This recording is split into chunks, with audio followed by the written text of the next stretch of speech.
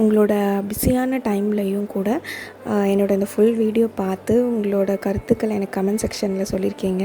So அதை படிக்கிறப்ப எனக்கு ரொம்பவே சந்தோஷமாக இருக்குது. எனக்கு அது நல்ல ஒரு இனி நல்லா பண்ணணும் அப்படிங்கிறக்கு ஒரு தூண்டுதல். ஸோ ரொம்ப நன்றி. அதுக்கு இதை நான் இந்த இடத்துல பதிவு செய்யணும்னு நினச்சேன். கமெண்ட் பண்ண எல்லாருக்குமே ரொம்ப ரொம்ப நன்றி.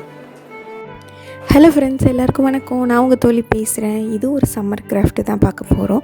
வாங்க வீடியோக்குள்ளே போகலாம்.